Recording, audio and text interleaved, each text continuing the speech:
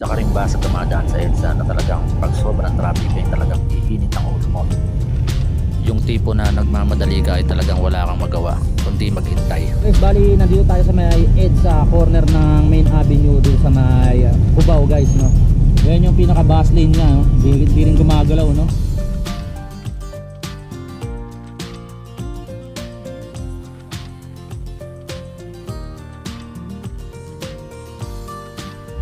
Maaga tayo nakarating ng Ortigas Center, halos mag-aalas 7 pa lang ng umaga. Marami ang nagsasabi na gumising ka ng madaling araw para hindi ka malate sa trabaho. Pero bakit ganon? Sobra ata ito. Good morning guys, dito tayo sa may Tech Tight ngayon. Pasok tayo ng loob ng East Tower.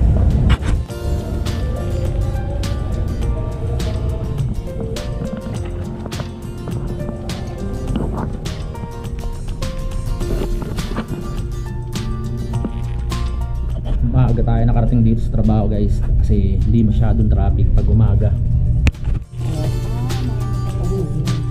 Agbalik mo. So ngayong araw lalabas tayo para matunghayan at masaksiyan natin kung gaano nga ba ka-traffic sa Metro Manila.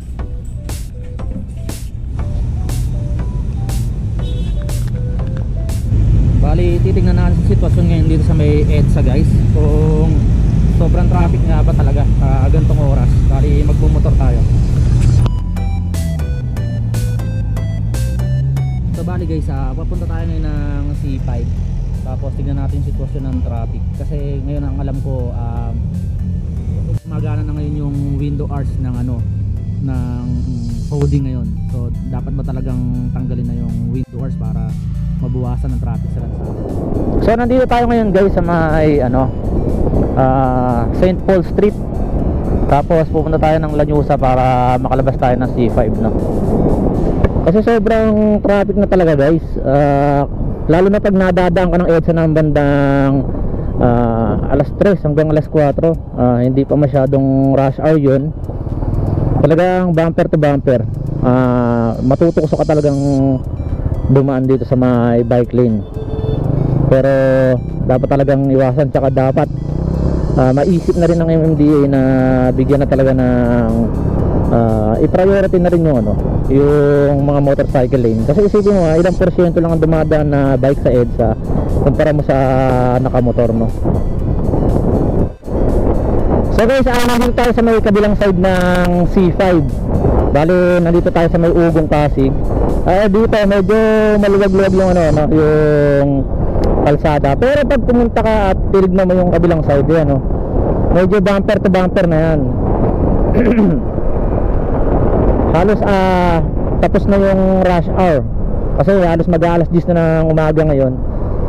So talagang dapat talaga tanggalin na yung para sa akin tanggalin na yung window hour ng number coding.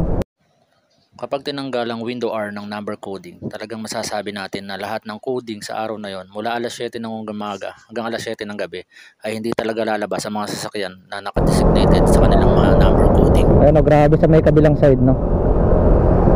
Sa oras na to ay binabaybay natin ng C5 papunta sa Eastwood, papunta ng Bagong Bayan dito sa may Quezon City. So mapapansin talaga natin sa oras na ito talagang wala pang masyado sasakyan. Pero kapag sumapit ng alas 12 hanggang alas 3 ng hapon, mapapansin mo na ang mga truck dito ay dikit-dikit, lalo na ang papuntang southbound.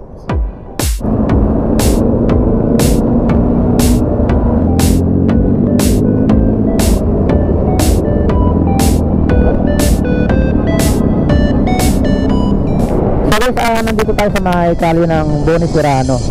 Dito sa may Project 3 ata tayo sumasakop dito, no. Pag diniretso to, papunta ng EDSA guys. Ito ay niluwagan na tong kalsada na to. Pero kung mapapansin nyo talagang ito, yung papunta ng EDSA, sobrang sikip sa kali na to. Yung nasa kabilang side natin, yung nasa left side, ito ay AFP, yung Armed Forces of the Philippines. Rito sa Camp Aguinaldo guys. Ayan, yung gate 6 rito, Alambre. So pupunta tayo sa gasolinan dito sa may kanto ng EDSA tsaka Main Avenue para dagdagan natin ng hangin. So mahirap na, baka lumambot. Dito lang yan sa may Shell. So malapit lang dito guys.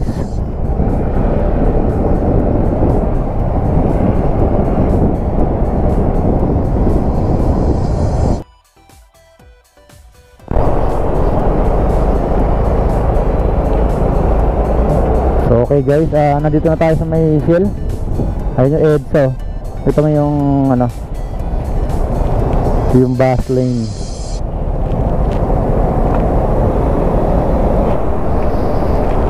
So guys, pag nagpapakarga tayo ng hangin sa likod, bali 31 PSI lang ang ilalagay natin para hindi masyadong matigas. Kapag hinahanginan ko ang gulong ko sa likod, especially kapag ang size ng gulong natin ay 130 by 70, ay 31 PSI lang para hindi masyadong matigas at hindi matagtag habang nagdra-drive ka. Okay na yun.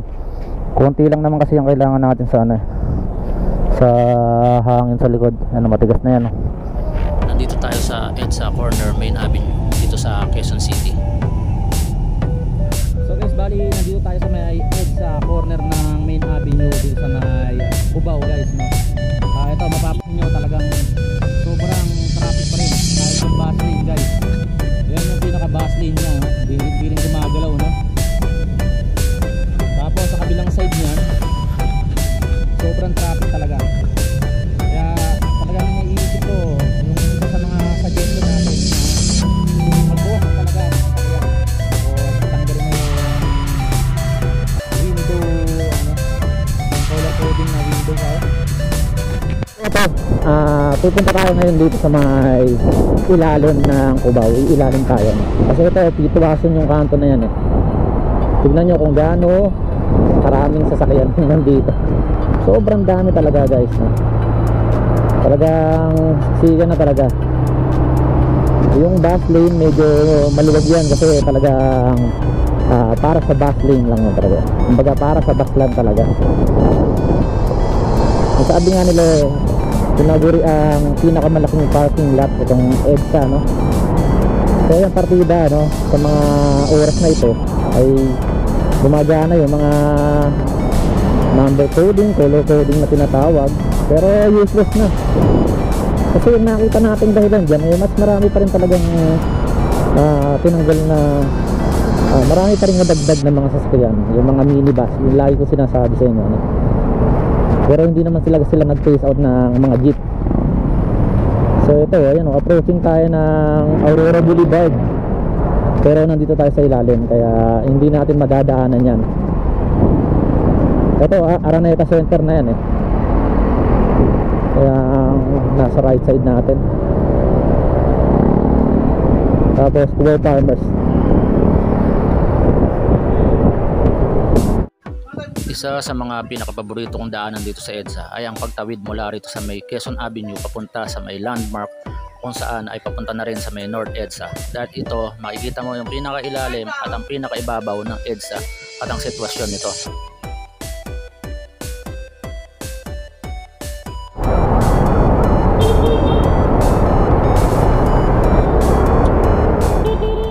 So guys, bali nandito na tayo sa may Escriba Drive. Bali, yun nga, nakasaksiyan natin kung gaano karami talaga yung mga sasakyan, no? Especially sa EDSA. Tapos kahit hindi pa, o kaya kahit tapos na yung rush hour, ay napakarami pa rin talagang sasakyan. So dapat talaga tanggalin na talaga yung window hours ng number coding para sa ganun tuloy-tuloy, di ba?